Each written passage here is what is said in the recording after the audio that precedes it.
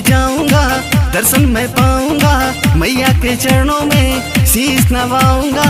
मेरी भी बिगड़ी बना दे ओ शेरवाली माता, मेरी भी बिगड़ी बना दे ओ शेरवाली माता, मेरी भी बिगड़ी बना दे ओ शेरवाली माता, मेरी भी बिगड़ी बना दे ओ शेरवाली माता।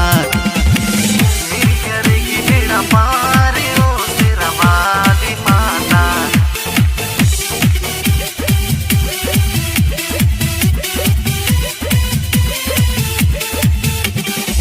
मेरी करेगी बेड़ा पार ओ शेरवाली माता।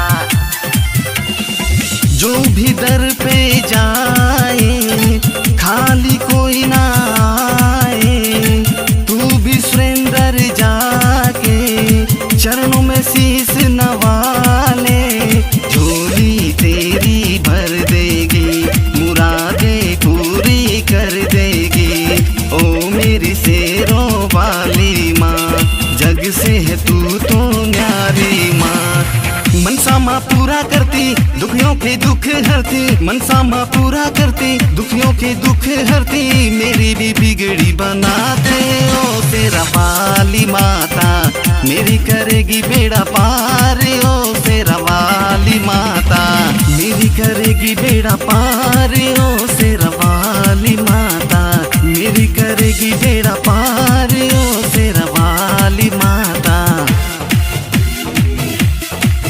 शेरवाली माता, ओ शेरवाली माता।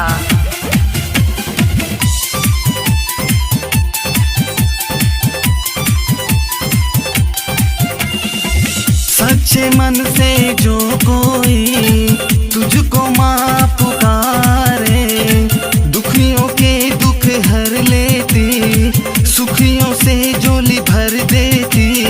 मैं भी हूँ आया दर पे माँ, झोली खाली भर दे माँ, कष्ट मेरी हर ले माँ, दया मुझ पे भी कर दे माँ।